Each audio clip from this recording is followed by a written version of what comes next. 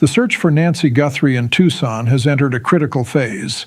Now, 20 days since her disappearance, investigators have discovered biological material inside her home that does not belong to her or anyone in her known circle. The Puma County Sheriff's Office has shifted its focus. What began as the pursuit of a single masked individual now points to a coordinated team. And in the silence of the desert, time may already be working against the search. Nancy Guthrie vanished from her Tucson residence on a Friday, leaving behind a community that has transformed her front lawn into a memorial of flowers, candles, and handwritten pleas. Inside the home, the scene remains a carefully preserved crime site. Investigators have collected biological evidence that does not match any known household members. Surveillance captured a figure in a ski mask, armed with a poorly fitted firearm at the door. For the Puma County Sheriff's Office, the investigation is no longer only about that individual. Authorities are explicitly exploring the possibility of accomplices. The disappearance of an 84-year-old woman over 20 days raises questions about how a single person could manage such an operation alone. Investigators now face dual tracks, digital leads, and forensic analysis, including sophisticated investigative genetic genealogy. How do authorities connect this foreign DNA to a suspect? And could there be more than one person involved? The answers may reshape the entire search. Forensic teams are conducting a detailed genetic genealogy process, tracing DNA through private archives to distant relatives, a method previously used in high-profile cases like Brian Cobberger in Idaho. This is deliberate work, not a rapid resolution. In past investigations, arrests have taken weeks, 47 days in the Cobberger case, 39 days for Gabby Petito. By comparison, day 20 is the peak of investigative momentum, not a dead end. Yet contradictions persist. The suspect on camera appears unskilled, clumsy, irregularly dressed, handling the firearm awkwardly, yet he has evaded law enforcement for nearly 3 weeks. How can someone seemingly unprepared avoid a search involving hundreds of officers and federal support? One explanation lies in geography.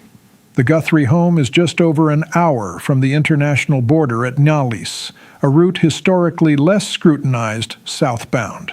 If Nancy Guthrie was moved across that border quickly, the investigation escalates from a local search to a potential international recovery.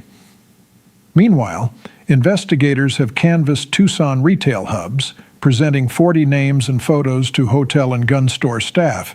Some individuals have histories connecting them to the type of logistical support a kidnapping of this scale would require. But does that indicate local involvement or something broader? The question remains, who facilitated this operation and where is the missing link? The pivotal hinge in the investigation is now the DNA evidence. If the genetic genealogy process produces a match, authorities could act rapidly.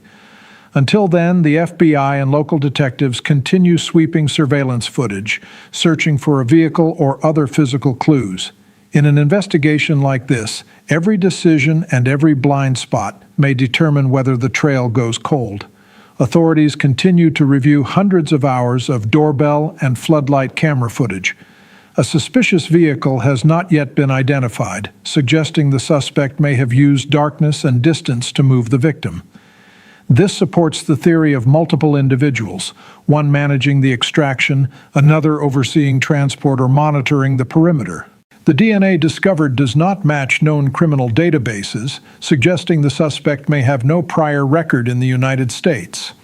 Investigators are relying entirely on genetic genealogy or public recognition of unique physical features or behaviors. Surveillance shows the suspect covering the camera with grass, indicating awareness of being observed despite apparent amateurish behavior. Calls to the Pima County 911 Center have surged, often including theories rather than actionable evidence, complicating the investigative process. The sheriff issued a plea to the public for verified information only. Meanwhile, the absence of any ransom demand or communication from the abductors introduces further uncertainty.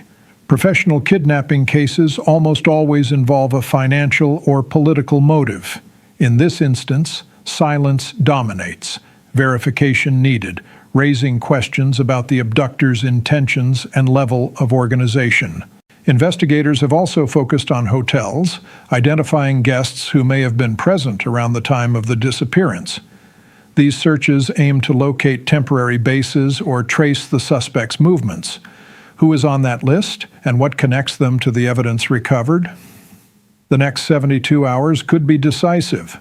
The FBI has deployed in force under presumptive jurisdiction, which allows federal oversight when a person is missing more than 24 hours and may have crossed state or international lines. Reports indicate the presence of the FBI hostage rescue team trained for high-risk extractions. Their deployment signals preparation for recovery rather than negotiation. The legal classification as an aggravated abduction, due to the lack of demands, affects the type of warrants and federal resources applicable. The circulation of 40 names at retail locations suggests a methodical effort to link specific equipment, such as firearms or holsters, to persons of interest. Each successful identification could trace back to a suspect, a vehicle, or a supporting accomplice.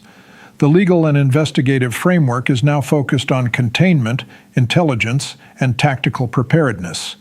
As the case moves into its third week, investigators await the results of DNA analysis. A match could trigger immediate action, including potential arrests or tactical interventions. If no match is found, the investigation risks entering a prolonged state of uncertainty. Local detectives continue to monitor 911 calls and surveillance systems while federal teams maintain border oversight. For the Guthrie family, every hour counts. The question remains, was Nancy Guthrie specifically targeted, or was she the unintended victim of a team underestimating the digital traces they would leave? The evidence is now in laboratories, the tactical teams are in place, and the timeline of forensic viability is ticking. The search continues, but each development now carries critical weight.